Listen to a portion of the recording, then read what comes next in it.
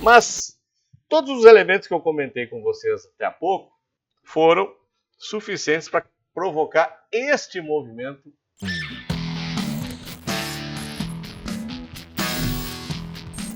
Olá, amigos e amigas da Focalize, sejam muito bem-vindos aqui no nosso bate-papo da sexta, esse espaço que debatemos o que impactou nos mercados, sobre os ativos.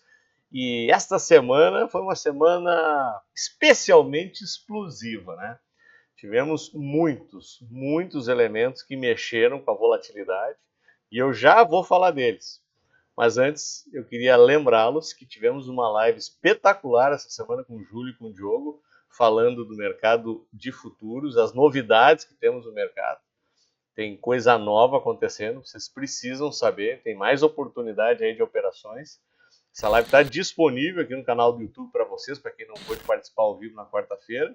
E já antecipar que não param as lives aqui na Focalize. Então, quarta que vem, temos nova live, dessa vez com o Cléo e com o Adriano, eles vão falar sobre fundos de investimentos. Então, a gente vai abordar basicamente quase todos os tipos de investimentos que o mercado pode nos oferecer. Então, geralmente, nas quartas-feiras, terça ou quarta, mas no caso específico aqui será na próxima quarta, a partir das 19 horas, estamos esperando vocês. Link de inscrição aqui na tela para que vocês possam garantir sua presença.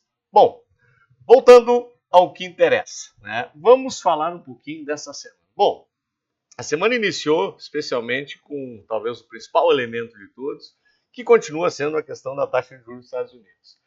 Declarações de Jeremy Powell e outros dirigentes do Banco Central americano dão a entender que não está muito claro, inclusive, se teremos o início da baixa de taxa de juros. Tem uma janela aberta aqui que deixa uma incógnita. O que me parece mais provável? Que no primeiro semestre não acontece de jeito nenhum. Talvez no terceiro tri, mas o mais provável ainda é que fique para o último tri do ano. Então, várias apostas sendo feitas em relação ao que pode acontecer com a taxa de juros americana. Isso, sem dúvida nenhuma, acaba impactando todos os mercados. Treasuries subiram novamente, esse impacto acaba trazendo reflexos para os emergentes, então não foi diferente aqui no Brasil. Mas somados a tudo isso, somados a esse elemento ruim da taxa de juros americana, nós tivemos uma ameaça de escala no conflito Oriente Médio, inicialmente com aquele ataque do Irã a Israel, e especialmente na madrugada desta última quinta-feira, um possível revide de Israel. Trouxe um pouquinho de volatilidade na madrugada aos mercados, mas parece que as coisas voltaram a ficar controladas e não teve um impacto tão grande nos mercados como nós esperávamos. E o terceiro elemento, não menos importante especificamente na questão do Brasil, é a mudança em relação ao nosso orçamento. Efetivamente, nosso arcabouço fiscal parece que foi para o beleléu, né? Não tem mais jeito. Primeiro, só para relembrá-los, né? O déficit de 2023 era um déficit contratado. Independente se era Lula, Bolsonaro que ganhasse a eleição, a gente sabia que tinham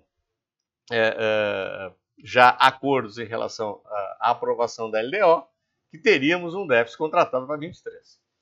O arcabouço fiscal, então, colocava esse déficit, trazia déficit zero para 24, 0,5% 25 e 1% em 26 superado. Ok? Legal? Todo mundo ficou feliz com isso. Mas o que está acontecendo agora? 23, vocês vão lembrar que o déficit foi bem maior do que o esperado.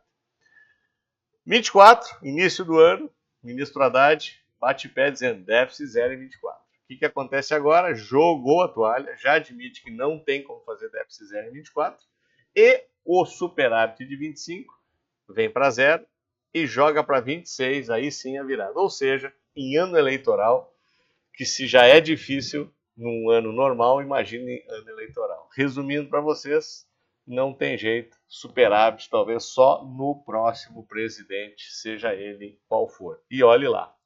Bom, não tem dúvida que isso tem um impacto brutal nas contas públicas. Eu já vou mostrar para vocês o efeito disso no juro futuro e no câmbio, sem antes dar aquela passada no nosso Ibovespa, que perdeu o suporte.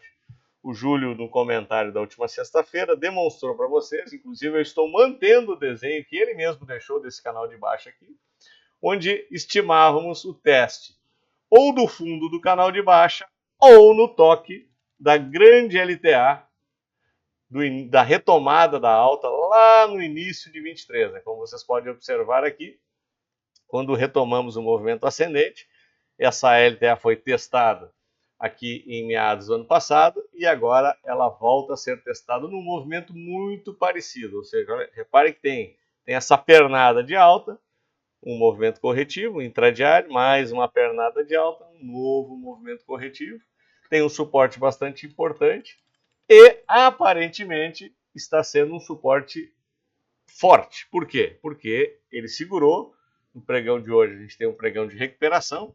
E deixa eu mostrar para vocês o comportamento no gráfico semanal, que também fica um pouco mais claro, né? Nós temos a mesma linha desenhada aqui, tanto no suporte longo quanto no suporte lateral, ou seja, nós temos uma primária de alta e nós temos uma terciária de queda, como vocês podem verificar aqui. E na terciária de queda estamos numa zona muito importante de suporte, que aparentemente foi mantido, né? Segurou aqui. Deixa eu voltar para o gráfico diário. Mas todos os elementos que eu comentei com vocês até há pouco foram suficientes para provocar este movimento no dólar. Olha aonde foi parar a moeda americana. Dentro do movimento simétrico, ela foi muito próximo lá de março do ano passado, na faixa dos 5,30. No intraday chegou a beliscar os 5,30. E no pregão de hoje, sofre uma pequena correçãozinha até a média de 9. E aqui, pessoal, o que é referência de suporte a partir deste momento?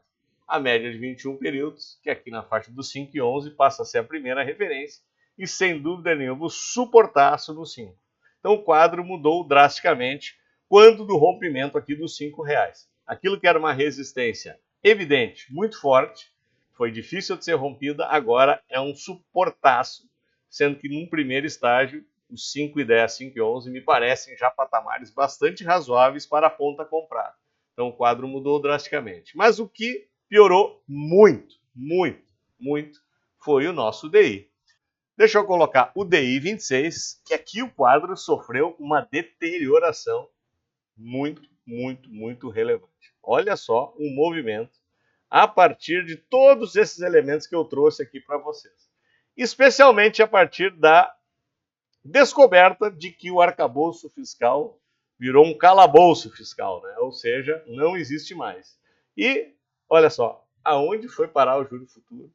Chegou a beliscar perto dos 11%. Deu uma acalmada hoje, mas ainda na faixa dos 10,55. Em termos práticos, pessoal, o que significa isso? Significa que hoje, quando olhamos para a projeção que o mercado faz para o dólar futuro, a taxa terminal da Selic desse movimento já não é mais nos 9. Ela, na melhor das hipóteses, estaria sendo projetada para 9,75. O que significa isso em relação às próximas reuniões? Talvez 1,5 mais um 25, ou talvez 3,25. Agora vão começar as apostas em relação a isso. Dá para mudar esse quadro? Obviamente que dá, se tivermos novidades em relação à questão orçamentária brasileira. Mas caso esse quadro não evolua, muito provavelmente já podemos jogar a toalha na questão dos 9%. E o impacto de tudo isso que eu falei lá fora, né? Como é que está o comportamento das bolsas nos Estados Unidos? Lá não foi muito diferente em termos de pressão vendedora, né? Sofremos um pouco mais depois de bastante tempo. Essa semana foi uma semana bastante corretiva. E nessa sexta-feira não foi diferente. Já estamos aqui novamente abaixo dos 5 mil pontos. Estamos aí em 4.970. Nasdaq pesou um pouquinho mais. A tecnologia sentiu, né? Sendo especialmente no pregão de hoje, teve uma queda bastante relevante. E na Europa, talvez ainda impactado aqui pela madrugada, tivemos uma pressão vendedora muito forte, mas com o arrefecimento dos ânimos, houve uma recuperação, mas ainda também temos uma correção bastante relevante. E o VIX, que é o nosso padrão aqui, nossa referência de volatilidade, né, voltou a subir, né, chegou a beirar os 20.